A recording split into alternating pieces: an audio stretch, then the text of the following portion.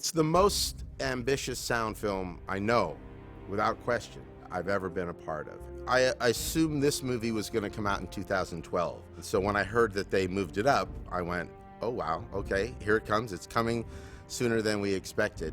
As we were finishing Transformers 2, Michael had said, this one's gonna be much more intimate, fewer explosions. I kind of went on that illusion for a little bit. He had mentioned that he was going to tone down the action. Didn't tone down the action. This is every bit as big as any of the other Transformers films, maybe combined.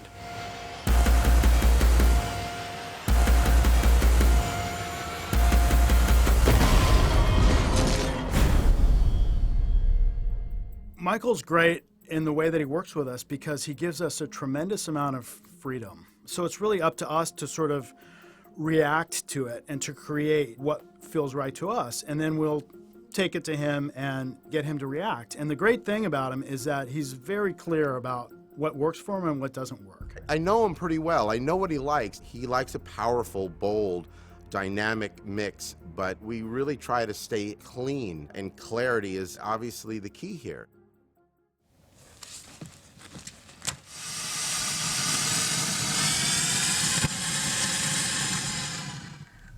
The approach with these movies is to first just collect as many cool sounds as possible.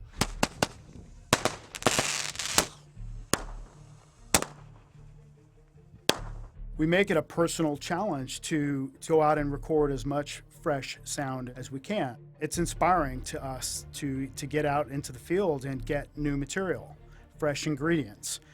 One of the things we talked about wanting to do with this movie at the most basic level was really push it to the next level in terms of how we take organic sounds and twist them into the electronic, and conversely, how we take electronic sounds and sort of twist them into the more organic world. One of the things we started playing with was an electric guitar to move in that sort of direction where you're just sort of straddling the borders between, okay, is that an organic sound or an electronic sound?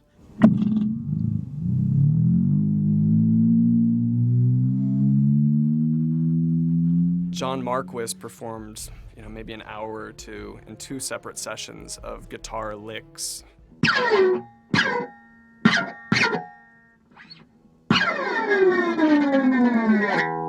One place where those sounds really stuck were for these alien attack ships, which have big gun turrets that lock into place. And the motor sounds of those turrets locking into place are 100% John Marquis on the electric guitar. And it's basically a na-na-na. When that sound comes up, the residents of Chicago should feel terror, because they're about to get blown away. For a movie like Transformers, there's a lot of just physical recording things that we need to do. Like there's a military component, so we've got military weapons, machine guns, vehicles. All right, this is going to be a 12-gauge shotgun. Getting our levels set. Take 1.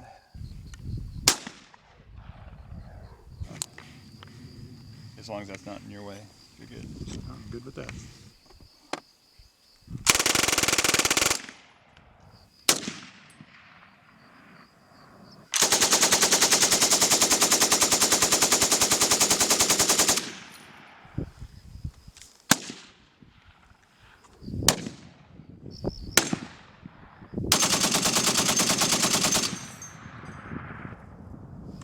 Cut. There's a segment of this movie that has a shuttle launch. So we recorded a lot of rocket sounds and 2 different rocket launches on the West Coast out of Vandenberg Air Force Base, which were the largest rocket launches in West Coast history, a Delta IV rocket and an Atlas V rocket with these 100,000-pound payloads. The access that we get with the military through working on a Michael Bay movie is pretty extraordinary, and we had armed escorts helping us set up. The closest rig to the launch was 200 feet away from the launch pad. We set a little timer on the rig and went off to the quarter-mile position, set another rig there, and then we went to the evacuation point, which is 1.5 miles, 2 miles away from ground zero. Record all of these angles, and there's a sequence in the movie where there's no layering of sounds, just that pure air-ripping rocket sound.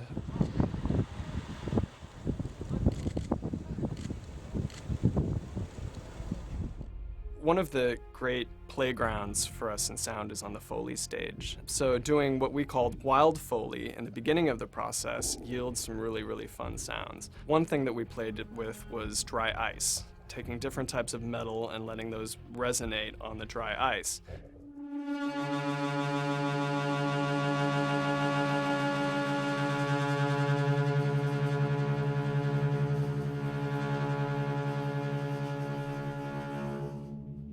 There's one section of the film where there's a massive alien mothership crashing, and part of the metal groans and strain of the hull we made out of that dry ice. There's one whole sequence where we work with the tempo of the music, and Optimus's guns are playing the 8th notes and the 16th notes and are part of the orchestra. So the music's not just a separate sort of abstract thing playing along with action, but the music and the action are working together. Here we go! Here we go! Keep it tight! Coming around. All right, focus, focus, focus.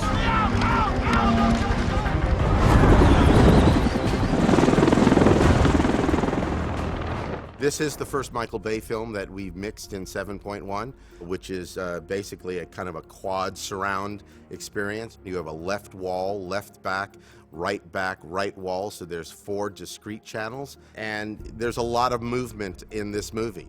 And being that it's also 3D, there's a lot of pulling things into the room. Having the left and right walls, which doesn't come from behind you, allowed me to pull sounds into the front half of the room. I could have a discrete rat-tat-tat-tat, kaboom, kaboom in the left back versus the left wall, and you really felt separation. It's a great format for 3D because 3D does also pull into the room. You still do that with 5.1. You have to have 5.1 because theaters out there right now, I don't know the exact numbers, you're looking at 500 that are equipped to play 7.1 and then thousands and thousands that are 5.1. I had a ball with it, and I showed a couple of sequences to Michael early on, and he just commented, God, the surrounds just feel really cool.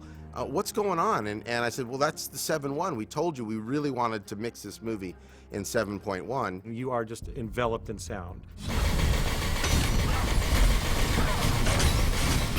I love going to the movies. I know how it is out there. And when we're doing like little delicate balances on things and something we're saying, should we make it a little lower? Is it going to be okay?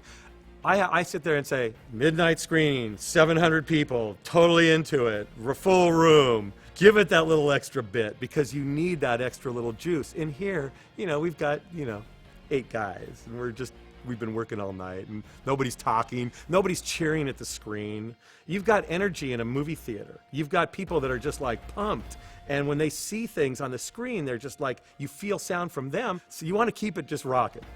I think we have answered what visually I think is probably one of the most outstanding visual effects film I've ever seen. It turned out as good as I'd ever hoped it would be, and my expectations were very high. Michael's expectations are very high. I can't think of a film ever with him that he's been this excited about the sound of his film. He continually talks about there is just so much here for people to enjoy. This is a cinematic experience unlike anything we've ever done. And I know it, he knows it, everyone on this movie knows it, and I just can't wait for people to actually get a chance to see it.